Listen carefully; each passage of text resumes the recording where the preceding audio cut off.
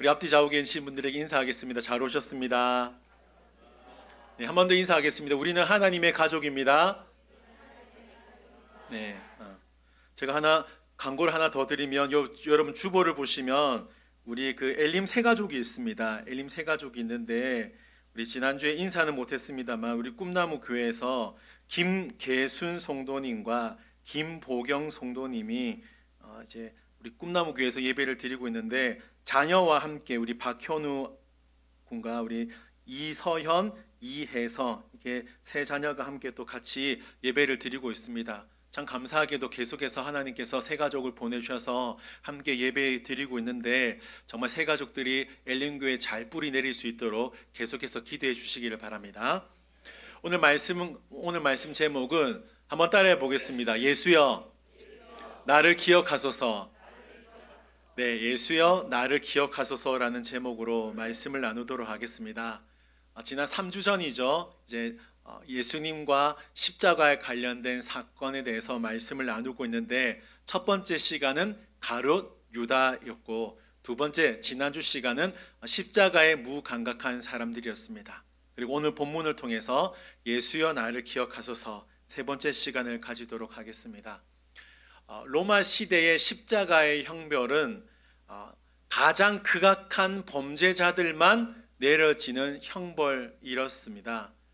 방금 말씀드린 대로 가장 극악한 형벌이었기 때문에 다른 범죄자들보다 십자가에 달린다는 의미는 다른 범죄자들보다 진짜 악한 사람이 형벌받는 것이 십자가였다는 것을 의미했기 때문에 십자가 주변에 있었던 사람들은 십자가에 달린 사람들을 향하여 수많은 욕을 했다고 합니다.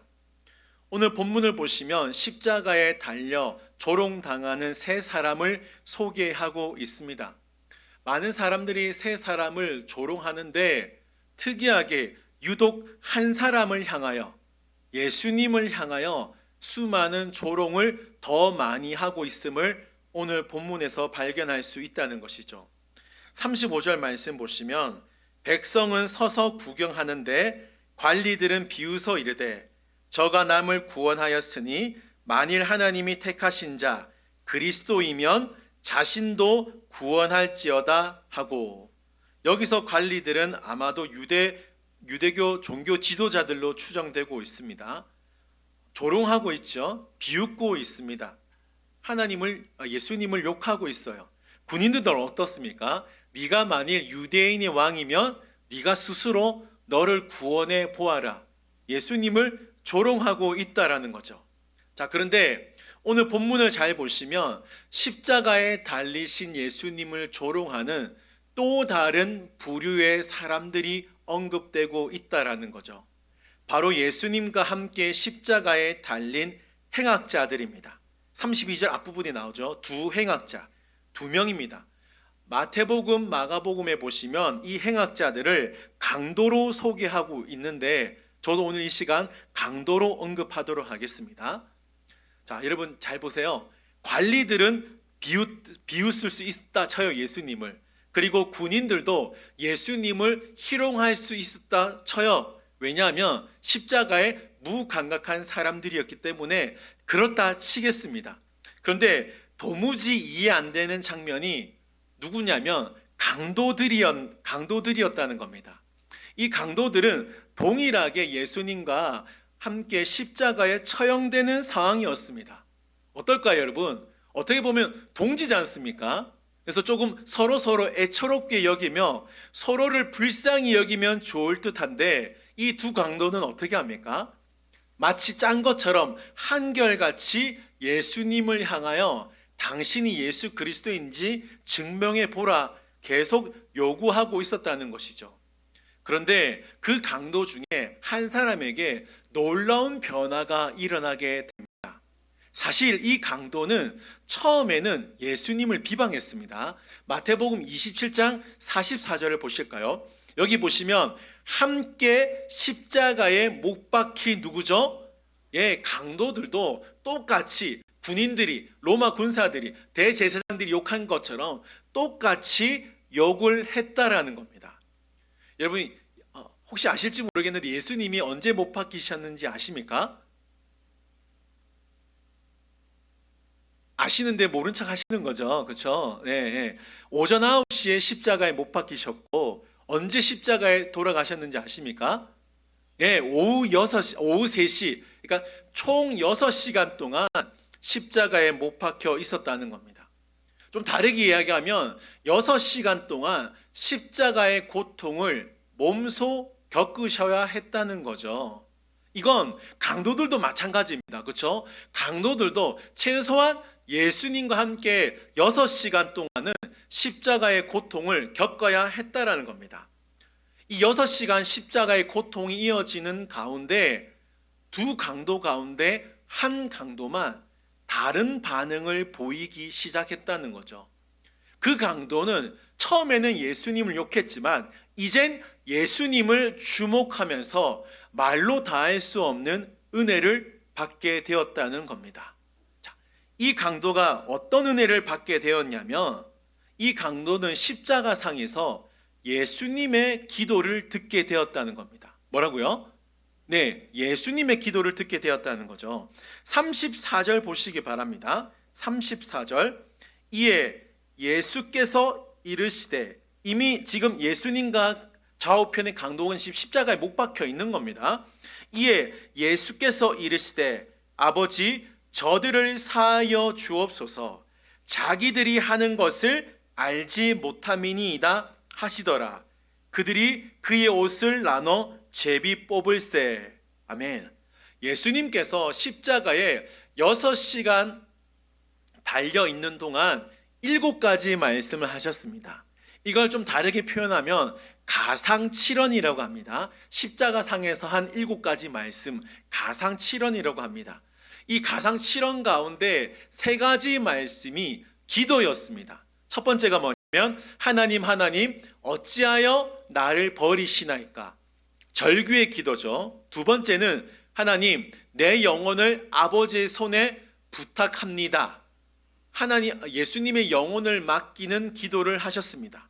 그리고 오늘 본문 34절에서 아버지 저들을 사하여 주옵소서 용서의 기도를 하고 있었다는 거죠. 사복음서 가운데 특별히 누가복음을 잘 보시면 예수님은 언제 어디서나 늘 기도했다는 것을 발견할 수 있습니다. 예수님께서 세례를 받으실 때에, 광야에서 마귀의 시험을 당하실 때에, 제자들을 부르실 때에 습관을 따라 늘 기도하셨습니다.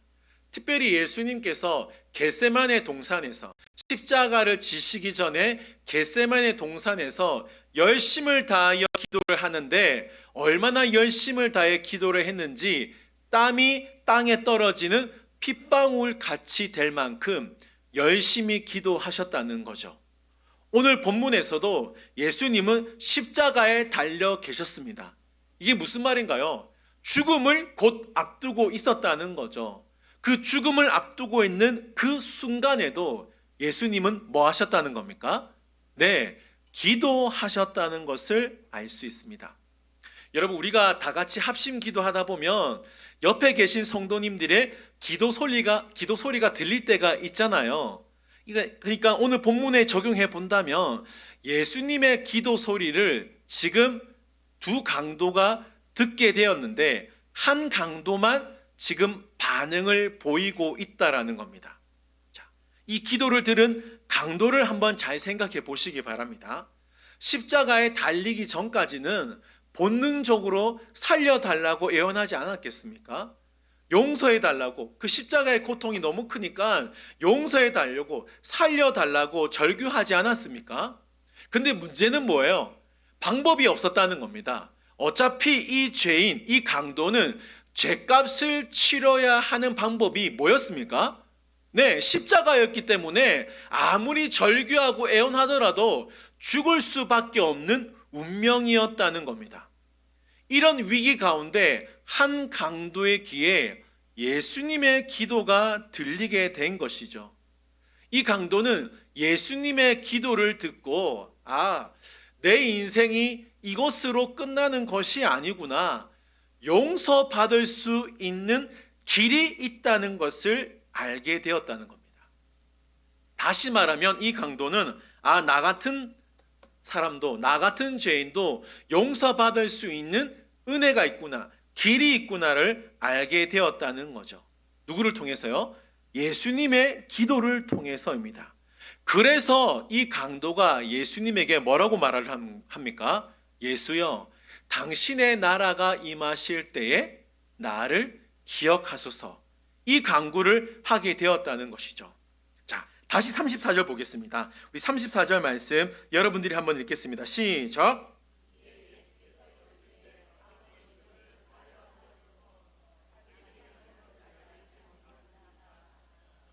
그들이 그의 옷을 나눠 제비 뽑을세. 아멘. 자, 말씀을 잠시만 한번 보여주세요. 지난주 말씀드린 대로 로마 군인들, 지나가는 자들, 그리고 대제사장, 서기관, 장로들이 마치 다 짜고 치듯이 한 통속이 되어서 예수님을 비방하고 모욕했습니다.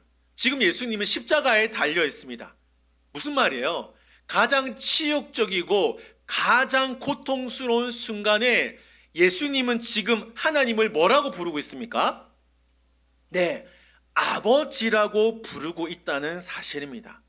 이게 무슨 의미냐면 예수님은 가장 고통스러운 순간에도, 가장 어려운 순간에도 하나님을 놓치지 않았다는 겁니다. 사랑하는 성도 여러분, 꼭 기억하시기 바랍니다. 우리에게도 힘든 순간이 찾아온다 할지라도, 생각지도 못한 고통이 찾아온다 할지라도 하나님을 아버지라 부르는 그 일을 멈추지 마시기를 바랍니다. 하나님을 끝까지 부르짖는 저와 여러분들이 될 수 있기를 바랍니다. 아멘. 다시 한번 강도의 모습을 살펴보겠습니다. 예수님의 기도를 듣고 난 이후에 이 강도가 이제 진짜 완전히 다른 사람이 됩니다. 40절 말씀 보세요. 40절 말씀 다 같이 읽겠습니다. 시작. 하나는 그 사람을 꾸짖어 이르되 네가 동일한 정죄를 받고서도 뭐 하지 아니하냐? 하나님을 두려워하지 아니하느냐? 이 말을 하고 있다라는 겁니다. 예수님의 기도를 들은 한 강도는 이제 예수님을 더 이상 비방하는 것이 아니라 누구를 비방하는 거예요? 다른 강도를 지금 꾸짖고 있었다는 겁니다. 자, 이 강도의 고백을 잘 보세요. 하나님을 두려워하지 아니하느냐? 다른 강도에게 지금 따지기 시작했다라는 겁니다. 이 말씀의 의미가 뭐냐면 이 말씀은 이 강도에게 하나님을 아는 지식이 열리게 되었다는 겁니다. 하나님을 아는 지식이 열렸다는 거예요.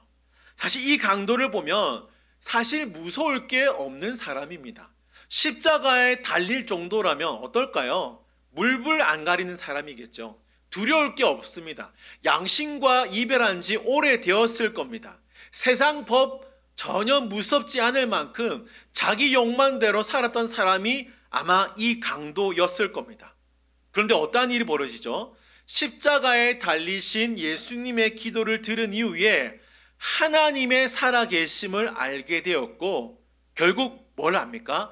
하나님이 얼마나 두려운 분인지를 알았기 때문에 하나님을 두려워하지 아니하느냐, 이 고백을 할 수 있었다는 겁니다. 자, 그렇다면 이 강도가 알게 된 두려움, 이 두려움은 어떤 두려움을 의미하는 것일까요? 오늘 본문을 보시면 이 두려움이 어떤 두려움인지 나와 있지 않습니다만 마태복음 10장 28절 말씀을 통해서 우리는 이 강도가 두려워한 두려움이 무엇인지를 알 수 있습니다. 마태복음 10장 28절, 우리 이 말씀 다 같이 읽겠습니다. 몸은 죽여도 영혼은 능히 죽이지 못하는 자들을 두려워하지 말고 오직 몸과 영혼을 능히 지옥에 멸하실 수 있는 누구를 두려워하라는 거예요? 하나님을 두려워하라. 예수님을 두려워하라는 겁니다. 이 강도는 뭘 두려워했냐면 몸과 영혼을 능히 지옥에 멸하실 수 있는 하나님을 알게 되어 하나님을 두려워했다라는 겁니다. 사랑하는 성도 여러분, 지금 이 시대의 가장 큰 문제는 하나님을 두려워하지 않는 것 아니겠습니까? 하나님을 두려워하지 않다 보니까 나타나는 현상이 뭡니까? 죄악을 가까이 한다는 거예요. 죄악을 가까이 한다는 겁니다. 누가 가르쳐 주지도 않았는데 사람들 어떻습니까? 기가 막히게 나쁜 짓 잘합니다. 나쁜 짓 해서 고발하면 어떻습니까? 내가 언제 그랬는데 뻔뻔하게 정말 악랄한 짓, 악랄한 행동을 많이 한다는 거예요. 왜 그럴까요? 하나님을 두려워하지 않기 때문입니다. 만약에 사람들이, 우리 모두가 하나님을 두려워한다면 감히 지금같이 악랄한 짓을 할 수가 없다라는 거죠. 하나님을 두려워한다면 어떻게 동성애가 판을 칠 수 있겠습니까?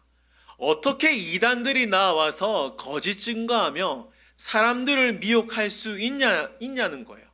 자녀 학대할 수 있을까요? 부모님을 학대할 수 있을까요? 하나님의 말씀을 멸시할 수 있을까요? 멸시할 수 없습니다. 하나님을 두려워하지 않으니까 이런 나쁜 것들, 나쁜 짓이 우리 삶 가운데 일어나고 있다라는 거죠. 자, 로마서 3장 10절부터 18절까지 읽겠는데 길지만 우리 한 절씩 한번 교독해 보도록 하겠습니다. 말씀 보여주실까요? 로마서 3장 10절부터 18절까지 말씀입니다. 말씀 나왔나요? 네. 자, 제가 한 절, 여러분들이 한 절 다 같이 한번 읽도록. 10절부터입니다. 10절부터. 그 앞에 12절부터인데 10절 없나요? 네, 제가 먼저 읽도록 하겠습니다. 기록된 바 의인은 없나니 하나도 없으며 다 치우쳐, 그 다음 말씀 보여주실까요? 네, 다 치우쳐 함께 무익하게 되고 선을 행하는 자는 없나니 하나도 없도다. 그들의 목구멍은 열린 무덤이요 그 혀로는 속임을 일삼으며 그 입술에는 독사의 독이 있고 그 입에는 저주와 악독이 가득하고 그 발은 피 흘리는데 빠른지라. 파멸과 고생이 그 길에 있어 평강의 길을 알지 못하였고. 다 같이 읽겠습니다. 그들의 눈앞에 하나님을 두려움이 없느니라. 아멘. 자, 여러분 말씀을 잘 보세요. 맨 앞에 있는 말씀 보여주실까요? 하나님을 두려워하지 않으니까 결국 뭘 찾지 않습니까? 네, 하나님을 찾지 않게 되었다는 겁니다. 그 다음 말씀 보여주시면 하나님을 두려워하지 않고 하나님을 찾지 않게 되니까 결국 어떤 것에 집중합니까? 무익한 것에만 집중하게 되었다는 거예요. 여기에 무익하다의 의미가 뭐냐면 곁길로 빠져서 쓸모없게 되다는 거예요. 곁길로 빠져서 쓸모없게 되다. 하나님을 두려워하는 마음이 없으니까 사람들이 뭐 한다는 겁니까? 다 쓸모없는 것에, 쓸데없는 것에만 집중하고 목숨을 건다라는 것이죠. 상황은 다르지만 요셉과 다윗은 공통적으로 이 여자의 유혹이 있었습니다. 여자의 유혹. 그런데 요셉은 이 여자의 유혹에 절대로 넘어가지 않았습니다. 반면에 다윗은 육신의 정욕을 이기지 못했다는 거죠. 왜 이런 일이 벌어졌을까요? 요셉은 여자의 유혹이 넘어가지는 않은 이유가 뭐냐면 내가 하나님 앞에서 어찌 죄를 범하리요? 이 고백이 있었기 때문입니다. 이 고백의 의미가 뭔가요? 요셉은 죄에 대하여 철저히 심판하시는 하나님을 두려워했기 때문에 범죄하지 않을 수 있었다는 겁니다. 전도서 12장 13절 말씀 보겠습니다. 이리의 결국을 다 들었으니 하나님을 경외하고 그의 명령들을 지킬지어다. 이것이 뭐라 그러죠? 모든 사람의 본분이니라. 아멘. 사랑하는 성도 여러분, 하나님 앞에서 우리의 모든 것이 다 드러난다는 것을 명심하시기 바랍니다. 그렇기 때문에 우리는 하나님을 경외할 수밖에 없어요. 하나님을 두려워할 수밖에 없음을 우리가 꼭 기억해야 된다는 사실입니다.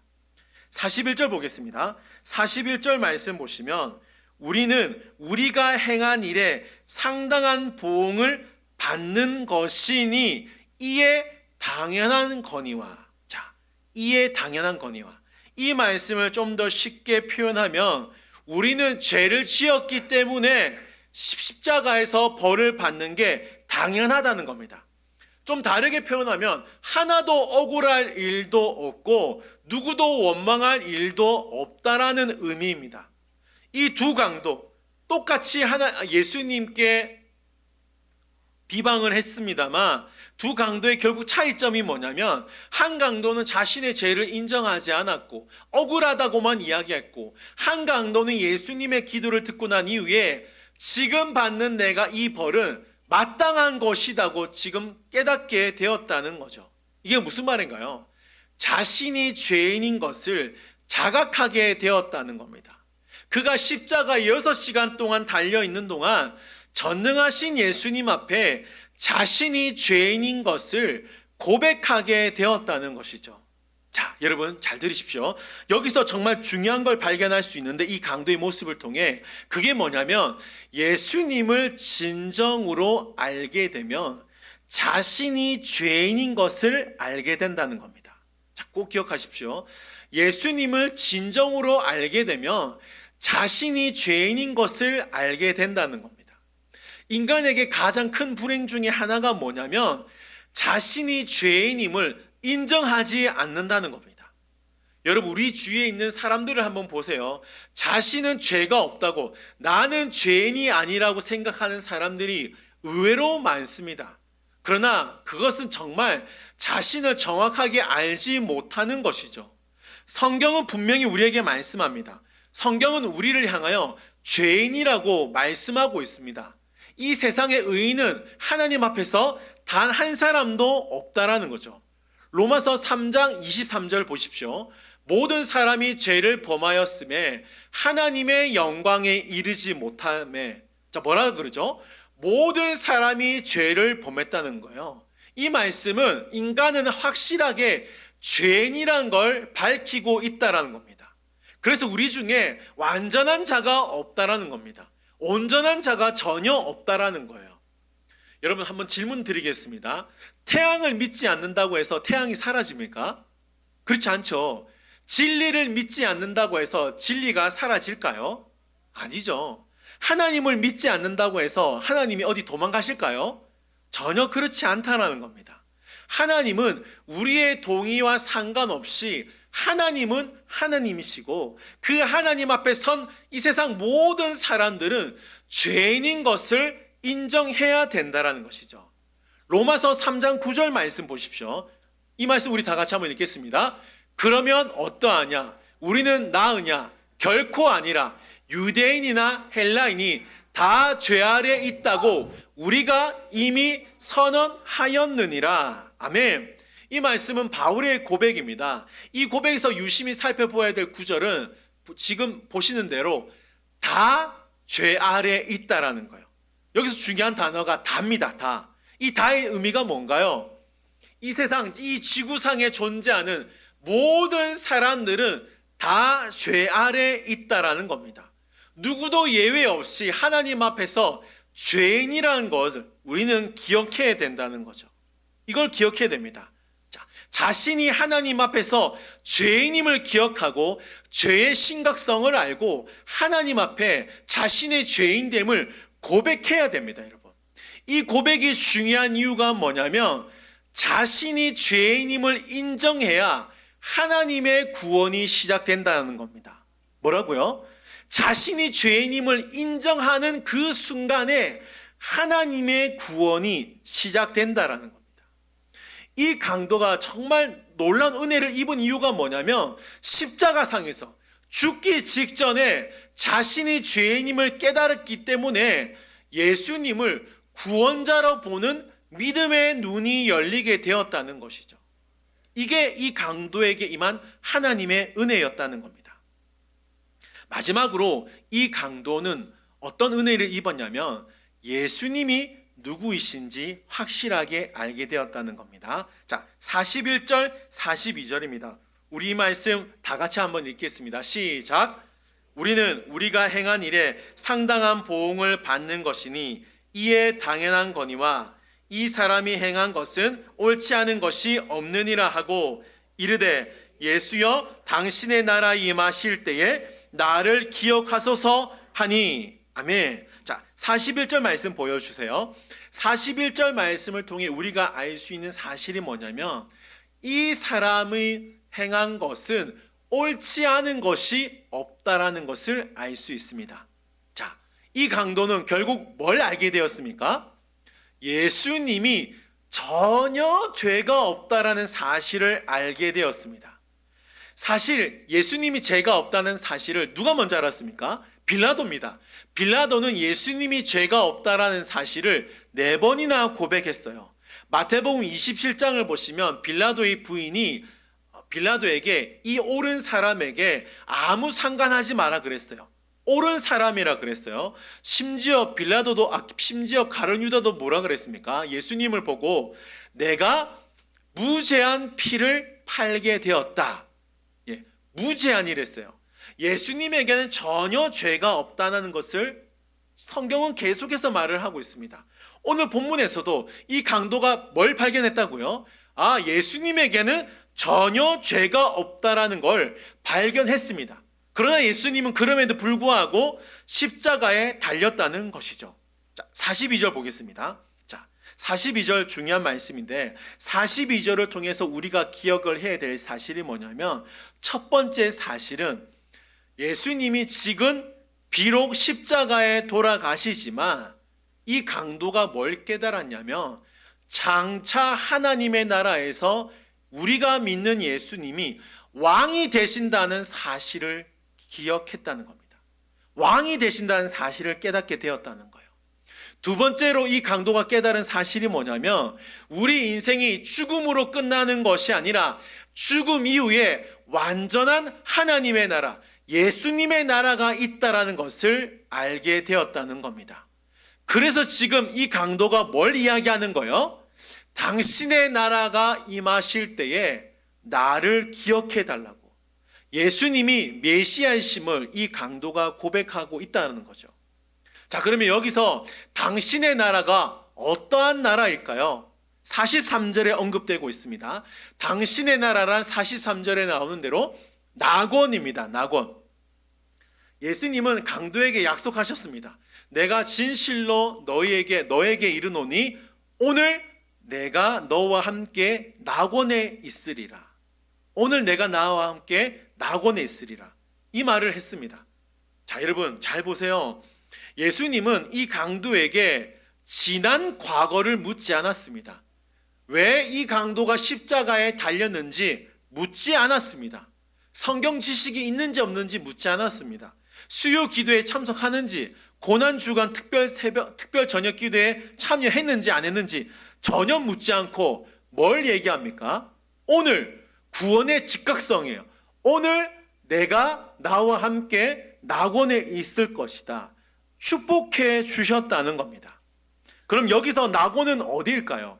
사실 여기서 이 낙원이 어디일까라는 신학적 논쟁이 있습니다. 근데 일반적으로는 천국으로 생각하면 좋을 듯 합니다. 그런데 그 논쟁보다 중요한 사실이 뭐냐면 그 낙원에 지금 누구와 함께 있다는 겁니까? 예수님과 함께 있다라는 겁니다. 장소가 중요한 게 아니라 위치가 중요한 것이 아니라 예수님과 함께 있는 그 삶이 낙원이고 천국이고 구원이라는 것이죠. 사랑하는 성도 여러분, 이 강도는 지금 복음을 완전히 이해했습니다. 뭘 이해했다고요? 복음을 이해했어요. 자신이 죄인인 것을 알게 됩니다.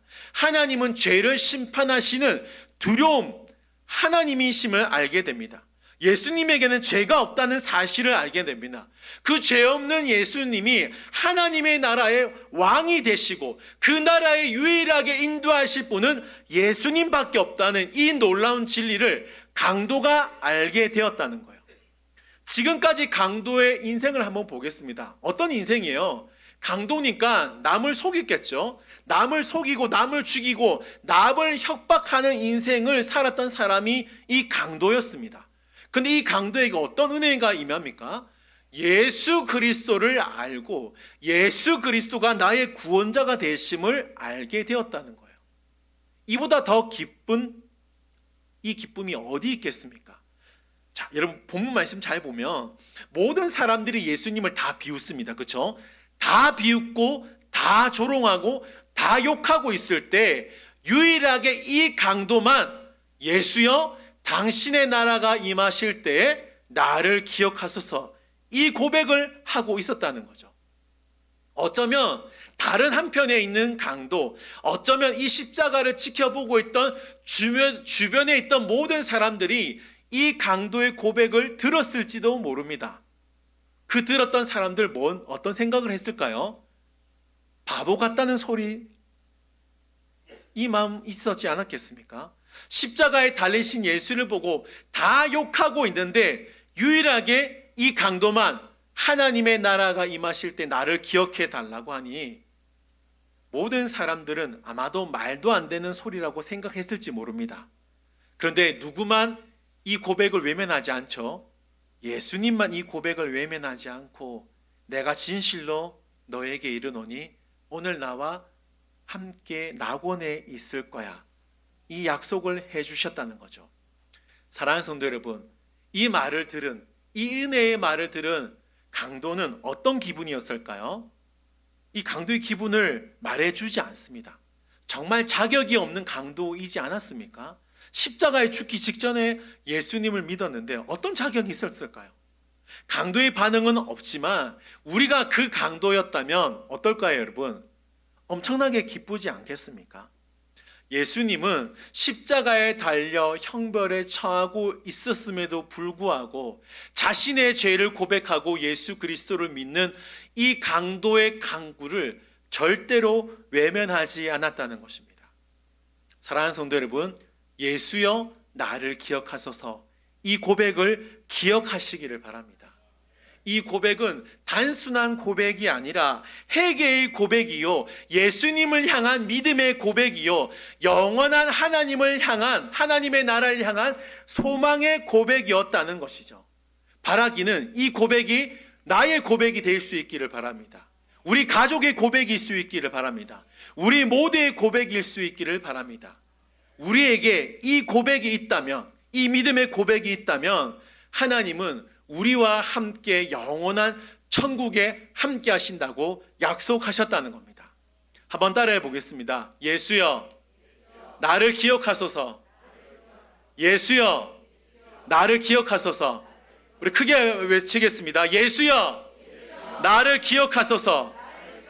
아멘. 우리가 살아있는 동안 이 고백으로 살고 이 고백으로 주님을 만날 수 있는 은혜가 우리 모두에게 있기를 주님의 이름으로 축원드립니다. 아멘. 우리 다